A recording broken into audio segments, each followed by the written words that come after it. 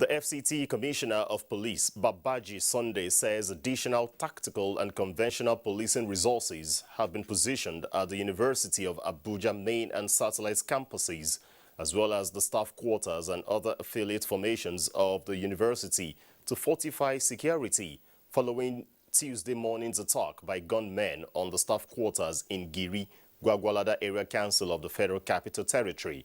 Rosemary Moteleng Bilal has an update. The serene and academic environment of staff quarters of University of Abuja in Giri, few kilometers from Gwagwalada, was disrupted early Tuesday morning by uninvited visitors who shot sporadically, shattering window glasses and breaking doors in an attack that lasted about an hour, according to accounts by residents. They were able to gain access into our house. They broke the window and came in. Please, whatever you can do to be able to track them down, for my husband to come back alive and the others they kidnapped alongside with him. The FCT Police Command moved in promptly to fortify security in and around the University of Abuja. Personnel of the Nigerian Army 176 Guard Battalion were also mobilized to area to protect the citizens. Right from 12:45, we've been on ground. When we received the distress call of sporadic shooting in the university quarters here. This is one of the most devastating, incidences, and it's very sad that this great university is being attacked this way. We tried our best that night, but unfortunately, before their arrival, they were already away in the bush. I'm sure something positive will come out from this investigation. Security agents are calling for calm, assuring that the perpetrators would be arrested and brought to book. As at the time of our visit to the scene, the atmosphere is calmed, while residents at the staff quarters gather in groups, discussing the overnight attack by marauders. Rosemary Moteleng Bilal, NTA News. In a related developments, the Commissioner of Police Federal Capital Territory, Babaji Sunday, has reassured residents of the Federal Capital Territory of safety and protection of their lives and property. The Commissioner stated this after he dispatched additional tactical and conventional police resources to the University of Abuja.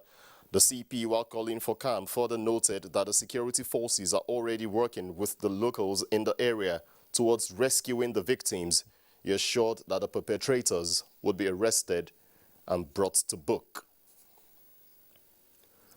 Search and rescue operations are ongoing to evacuate those still trapped in the collapsed building in Ikoyi as more bodies are being recovered from the rubble.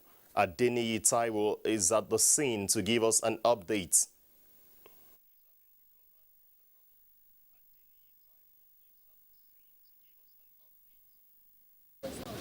Hello, Ayodeji.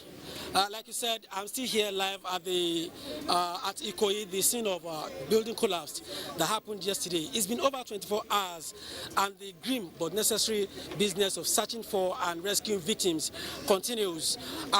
As at the time that the Deputy Governor of Lagos State addressed journalists, the number he gave was that 9 people were rescued alive, while 10 unfortunately died. It's been hours after that, and I'm sure that the figure has risen. To update us, I have with me the head of NEMA in Lagos Territorial Office, Mr. Ibrahim Faniloye, to give us an update on the search and rescue effort so far. Mr. Faniloye, like I said, earlier on, the Deputy Governor addressed journalists and he gave us a certain number. Since then, what has happened so far? Well, additional bodies have been recovered. We recovered additional 5, making 15 dead bodies. And we are still on the belief that more people will be rescued alive. We are still speaking with them. But in situations like this, we need to be very, very tactical, very slow to ensure those who are trapped are brought out alive, safe, without any injury.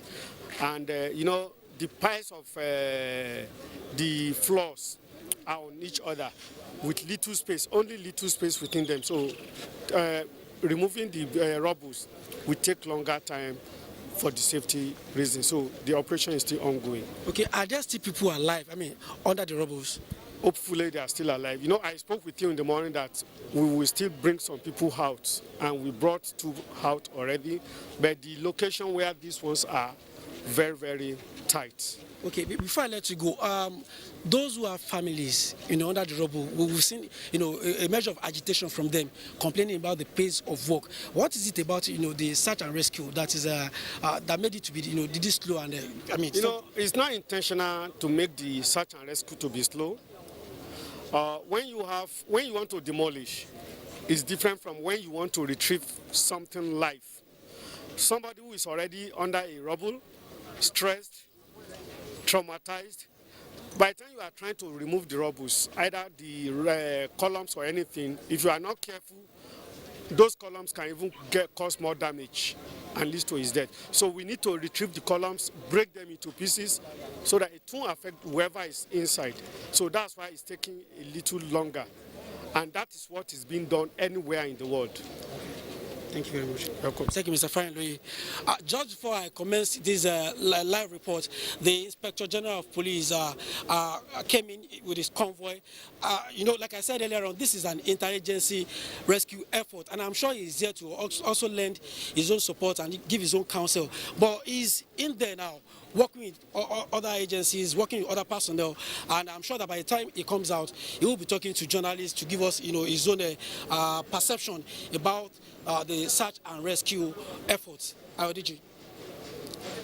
Have you been able to notice any sign at all from authorities out there on the need to really clamp down on substandard products when it comes to buildings in Lagos State? We've seen them really talk about it in recent years.